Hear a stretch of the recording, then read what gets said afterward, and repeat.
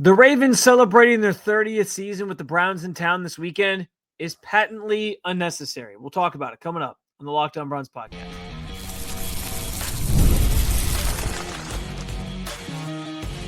You are Locked On Browns, your daily Cleveland Browns podcast. Part of the Locked On Podcast Network, your team every day. What's up, Dog Pound? I'm Spencer German, your host of the Locked On Browns podcast. I'm proudly covering your Cleveland Browns each and every single day in the land and on the road. I get it. It's their home opener. But the Ravens celebrating their 30th season in front of the Cleveland Browns is an unnecessary troll job. Week one was just the beginning for Harold Fannin Jr. And I honestly think for some fans, the outcome of week one was perfect. I do want to thank you for being it every day at the Locked On Browns podcast, making us your first listen every single day. Remember, you can find Cleveland Browns content with Locked On Browns every week, Monday through Friday, guaranteed. And today's episode is brought to you by FanDuel. Right now, new customers can bet just $5. And if it wins, you'll get $300 in bonus bets to use across the app. I'm sure everybody in Cleveland, maybe not everybody, but I'm sure plenty of Browns fans have seen at this point that the Ravens are honoring or celebrating their 30th season as a franchise in front of the Browns this weekend. And listen, the easy explanation here is, look, it's their home opener. Of course they're going to do this. It's the start of their 30th season, so it makes sense that they're doing it this way. I just think there was a better way to go about this, and that there should have been somebody in the room reading the room better and understanding that doing so in front of the Browns and Browns fans who are traveling to that game and all those different things is a little tone deaf and kind of rubbing salt in the wounds. Like, it's a touchy subject still here in Cleveland. And yes, because I've heard people say, like, the Ravens can certainly relate, right? The Ravens know what it's like to lose the team. Their team, the Baltimore Colts, the team my great uncle used to play for, left in the middle of the night and moved to Indianapolis. And so I'm familiar with the history there of that team, of that city losing their team. And then the way Art Modell went about moving the Browns after the local citizens, like Cuyahoga County citizens, voted to approve the funding for a new stadium, and he still took the team and moved it to Baltimore anyway, and just stabbed the fans in the back in it to a degree. Like, it's still a touchy thing for people, and it still resonates with people, and people are still obviously frustrated and upset that it's something that even transpired in the first place. And I get where the Ravens, for the Ravens organization, for Ravens fans, it's probably been a little bit easier to come to terms, like those who were older, who were maybe lived through the Colts leaving. I get where it's been able to be a little bit, it's become easier to swallow in today because this Ravens team has had the success. They've won several Super Bowls now. They've been a continual and consistent playoff team. They are viewed as one of the premier, most well-run organizations in all of sports, and certainly in all of football, with the success that they've had over the years. And that's the problem here. That's the problem with why it doesn't sit well with Browns fans, because that's supposed to be their team. It's their franchise in Baltimore having all that success, and the franchise that they had reinstated has just been nothing but losing. And so I get where it is kind of a winning versus losing thing here, and that's why it still is a touchy subject for fans. But I just think, like, reminding everyone that the original Browns organization has gone on to have such great success in that city, and they're going to smear it in the face of the organization, the newer version of the Browns organization. I think it's disrespectful. I do. And if the organization, if the Ravens organization is as classy and well organized and run as everybody says that it is, they probably should have realized, like, yeah, maybe bad timing if it's going to be the Browns in town, because I'm sure they talked about these things a while ago. I'm sure when the schedule was first coming out, this was like a conversation of like, hey, for first game of the season, we're going to do this thing to honor our 30th season. It's a big deal. I'm sure some of this stuff has been in the works for a while, but you can wait. You can wait another week. You can wait till the next home game to do something like this. But instead, someone sat there and thought, you know what? It'd be fine. I wouldn't be surprised if they honestly thought it would be like ironic in a way. Oh, hey, let's celebrate in week 1 in front of the team in the fan base of the city that we stole out from underneath them. Like they knew what they were doing. They know what they're doing with this, with the Browns in town. They easily could have adjusted it to be a different week or a different game or whatever. And I just don't buy that there wasn't some semblance of like trolling going on here when this was kind of mapped out. And listen, I'll be there. I'm sure it won't be like it won't be this massively notable thing when for people that are in attendance, especially because it's a Ravens home game and there's gonna be more Ravens fans there than Browns fans. But I do think that like in the grand scheme of things, it could have been more well thought out than making it the game that you're playing Cleveland. I honestly wonder like if the Browns weren't the home game, the first game of the season, if they would try to like have pinpointed to when the Browns are going to be in town. Now, maybe I'm wrong. I could totally be. And I don't think, honestly, it bothers the players that are on the team now or that it's going to be some extra, motivational factor for them. We talk all the time about how past results and past history doesn't impact winning in the year 2025. Like the history of the Browns from the early 2000s till now has no bearing on like the team that's currently out there playing football games. Like something that happened years and years and years ago isn't going to change the outcome today necessarily. But I do think like there's obviously a culture discrepancy between these two organizations, and people, I think fans obviously recognize that and they feel like that could have been their team. And that should have been their team that was having the success, and it's not. But I know that fans at the very least saw this, even though it doesn't impact the players and all those things as much, and that they probably don't care. I don't think it's bulletin board material or anything like that. But I know that fans saw this and rolled their eyes collectively and feel like the Ravens are doing this in some sort of like conniving way to troll the Browns in front of them while they're playing on their turf. Just do it another time. That's the easy solution, I would think. And I don't know, maybe they will use it as bulletin board material. Maybe Kevin Stefanski will bring up the fact that they're smearing in their face that the organization that they stole is, they're showing how great their history's been right in front of you since the team was taken from Cleveland, even though those players, most of them weren't really able to really even comprehend that was a thing that was happening. I mean, some of these guys were born after that whole ordeal in the late 90s. So who knows? But yeah, I just think that, again, for an organization that's described and labeled as being one of the classiest and best run in football, you could have gone about this a little bit differently. And I think that it's unnecessary that they're doing it with the Browns in town. And it does feel a little bit like it was purposeful, but ultimately I get it's their home opener, but I do feel like there was some intent behind it to troll at least a little bit when they were planning this thing out. The legend of Harold Fannin Jr. is just getting started. We'll talk about his impact on week 2 and the season ahead coming up next on the Locked On Browns podcast.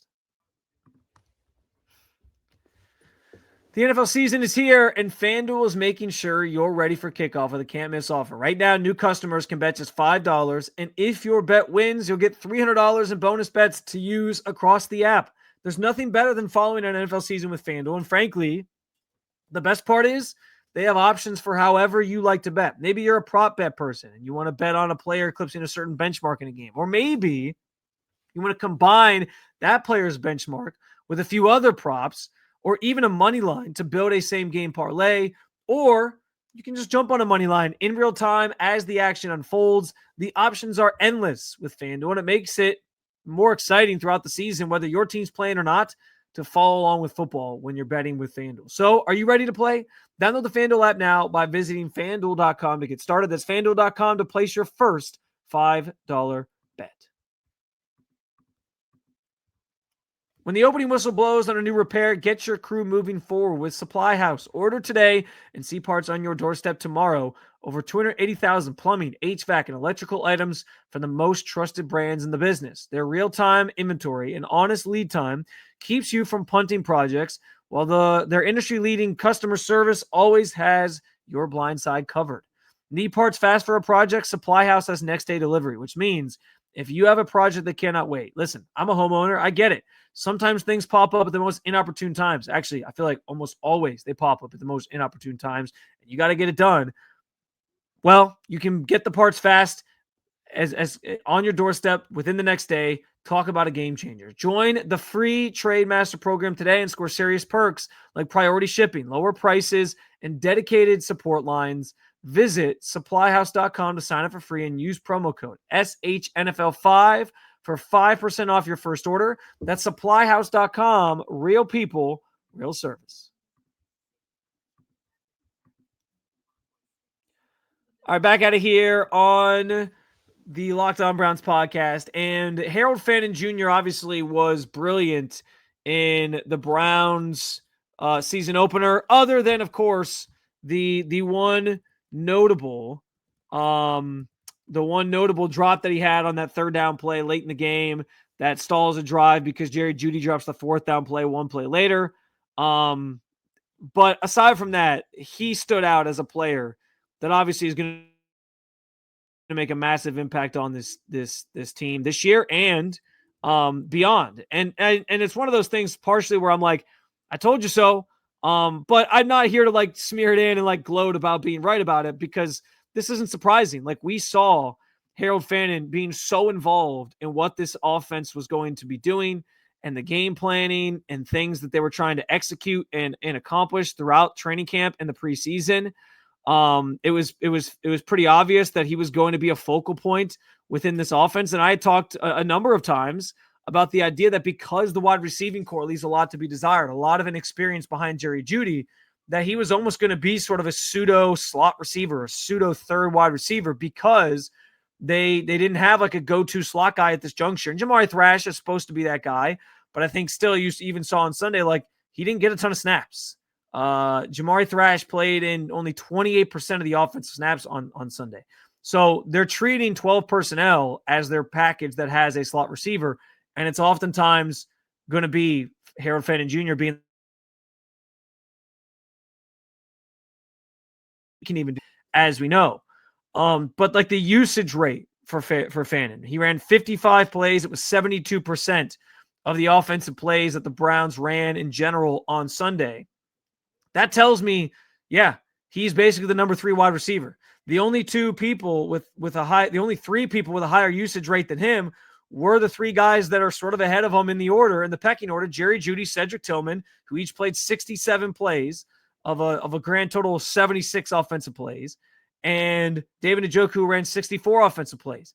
And so he is that next man up in the group. He's essentially the third wide receiver of the group. He was split out a ton, as I sort of projected.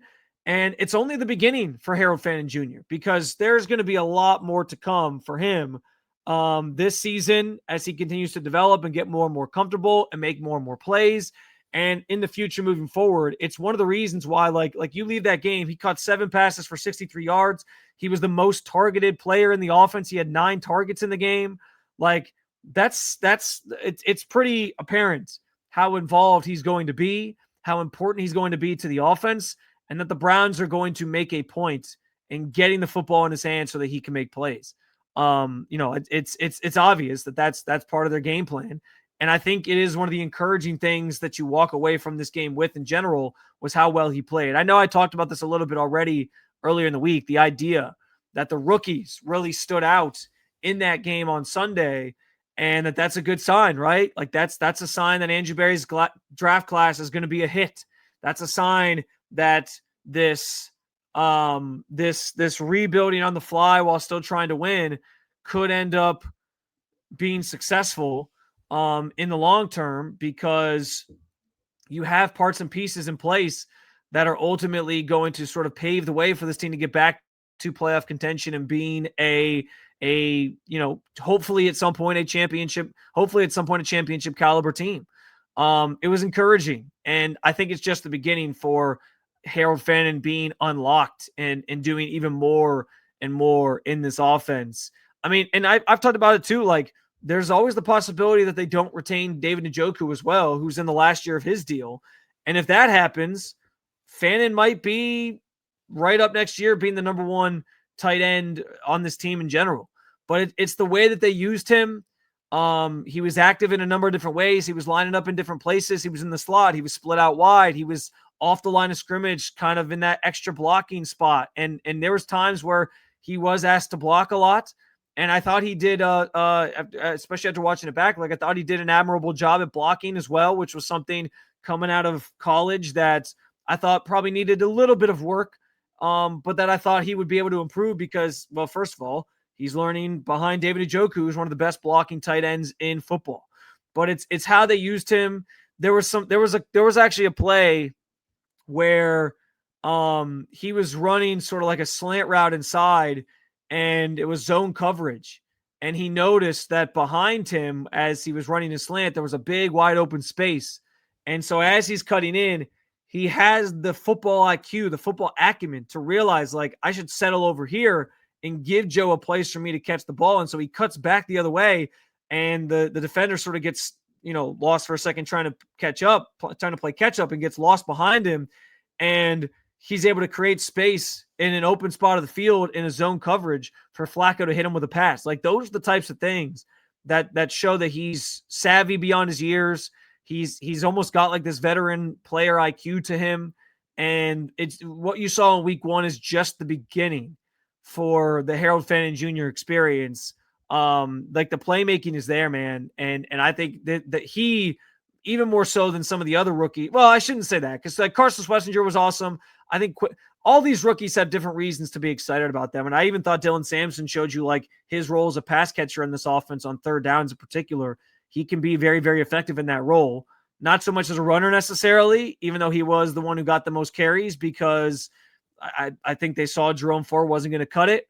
But yeah, like there's reasons to like all these rookies, but Fannin, I think is one of the ones to be most excited about in general because of how they're utilizing him in this offense and what he brings to the table from a versatility standpoint. He just offers so much in what he can do and the things that he's capable of from a skill set standpoint, that the sky is the limit for this kid. So I'm excited to watch and follow what week 2 looks like for him. And as he gets more and more used to football at the NFL level, the speed of the game, all those things, I'm fascinated to see how he continues to pick those things up and just get better and better and better and ascend for the Browns.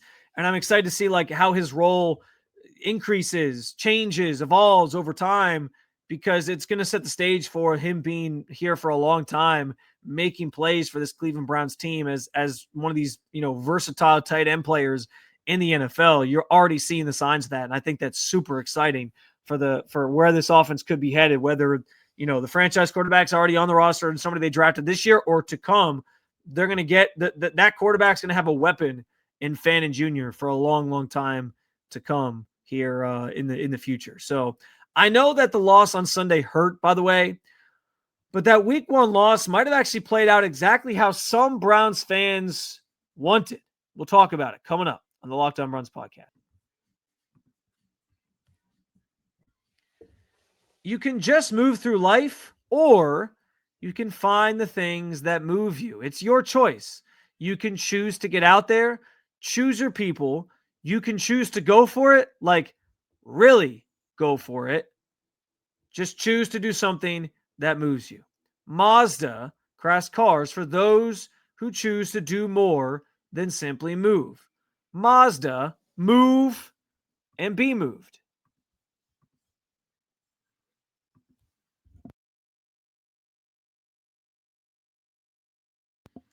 All right, so I know that Sunday's loss hurt in a brutal type of way for fans, but I also know that this fan base is kind of split in general on the direction that the team should have maybe pivoted towards this year, or should be handling things just in general in terms of in way of a rebuild, if you will. And so I actually think, like, for some people, Sunday's game might have played out like almost in a perfect way. And I don't mean like that you want to have your heart ripped out. What I'm saying is the idea of the Browns being competitive overall this season, but losing in order to help their draft position as much as possible, it's not a new phenomenon. We hear this all the time. There was people saying it last year that that's kind of how they had hoped the season would go. And I'm sure there are some fans who are perfectly okay with that being how this year goes as well. Now, listen, this isn't to say diehard Browns fans, I know they want to see the Browns win every single week. They don't care about the draft stuff. They don't care about, all the ancillary noise about certain players or whatever, or the drama that surrounds the team at times and all that. They just want to show up, be entertained, watch football, and see the Browns win every Sunday. And they'd prefer that the Browns are competitive and winning and competing for the playoffs and not just being, not just flailing in the wind and stinking like they've done for the better part of 2.5 decades now. So I think that's the ultimate dream, of course, for most Browns fans. And I do think that's the way that most fans should sort of want to see their teams play and succeed. But but I think the concept of being competitive but losing for draft position is something that certainly there's at least a contingent of this fan base that wants that to be the case. And I know people want competitive football. Last year, and that's maybe the most encouraging thing that came out of Sunday as well, was like the team was competitive. They were in it till the end. They had a chance to win it. They should have won it. Last year, they looked lifeless, and it allowed for apathy to settle in, like even maybe before 6 weeks into the season. But through those first 6 games, people were already checking out. Beyond that, though, I know that people want to see the core of this team, guys who are critical to the future, guys like I just talked about with Harold Fannin, continuing to develop, which is something that has obviously eluded Andrew Berry, that he's been criticized for over the years, like not being able to draft the right guys and then see those guys develop into key players for the organization. So like the two things that I think fans generally want this year, whether you're in one bucket or the other in terms of what you want the end result to be for this team in terms of draft position or whatever, the two biggest things I think people want are a competitive football team and seeing these young guys kind of come into their own and grow as the season progresses so that they can, continue to get better and prove that they're going to be staple players moving forward, and that this draft class was a hit, which I think you're already seeing the early signs of that. If those two things happen, the team will be worth watching this season, even if they do lose a lot of games. And I think that should be satisfying for some people, but I understand where you want more. There's going to be certainly a large contingent of fans who want to see the team win no matter what. But I also know that there's plenty of people out there that thought they should have even traded Myles Garrett this offseason. I've argued with people about this. Like, trading Myles was maybe the right move in some people's eyes, and just get draft capital and continue to build for the future and think about the direction of the team beyond 2025. But I can say with confidence that there's a group of people out there that feel that way. And like they want the higher draft position to potentially land a franchise quarterback if he's not already on this roster, or just to have the flexibility in general to trade out of a spot or draft the best player available if you think you might have the quarterback, if you think it's Dylan Gabriel or Shedeur Sanders. And it's about having options, I think, for that contingent of people. And like, I don't know, I think, again, most Browns fans want to see their team win every week, and they're not going to sit here and worry about the draft positioning. But we also know draft positioning matters when it comes to, in particular, landing the most important position of the game, which is the quarterback position. And if you think that somebody in this class coming out is the guy for the Browns moving forward, I can understand where you might wrap your head around the idea of like, I would just want the team to be competitive so I can have good football to watch.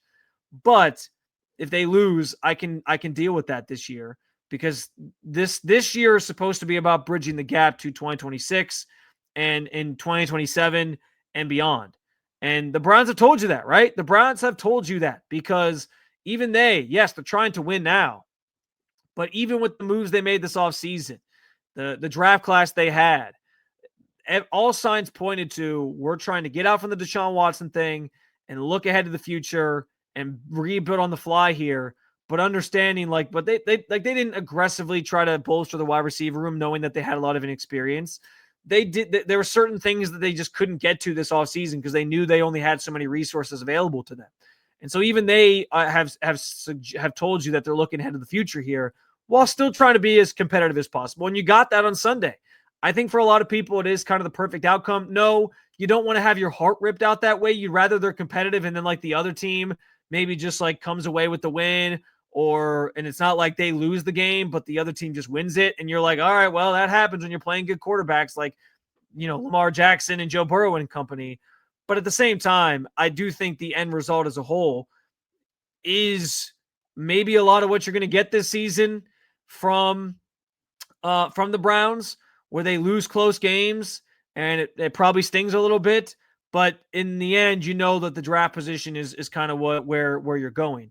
I'm not saying that's always the best philosophy. I've argued that you don't have to completely. Well, and here's the thing: they're not. The reason that philosophy is maybe a fine one for this current state of the team is that I don't necessarily think you have to strip it down to the studs and start all over and like rebuild like they did in 2016 and 2017 to get back to prominence. Because what they did that recently, and what did it get you? 2 playoff appearances and 1 playoff win. Cool. I like the idea. I like the fact that they've tried to sort of keep some guys in place, some key players in place, and build around them and rebuild on the fly and get young quick and see if they can still sort of maximize the time that those players have left with this young crop of talent coming in. If they get the quarterback right, they can certainly expedite that process.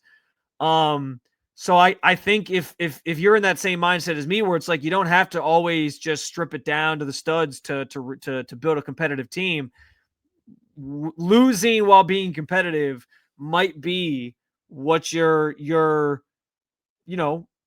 not what you're hoping for throughout the season, so that you're in position to still maybe address the things you need to address in the draft next year, especially the quarterback position, but that you at least got a season of competitive football that was entertaining to you and not what we saw last year, which was just like lifeless football. Another episode down with you, Dog Pound. Thank you for joining me as always to talk about your favorite football team. If you like what you heard, make sure you hit that subscribe button and make Locked On Browns your first listen every day, wherever you get your podcasts, and at the Locked On Browns YouTube channel for your second listen. As always, I'd like to remind you can keep it local. Check out Locked On Cavs and Locked On Guardians. Thank you for being an everydayer at the Locked On Podcast Network. I'll talk to you again real soon, Cleveland. See ya.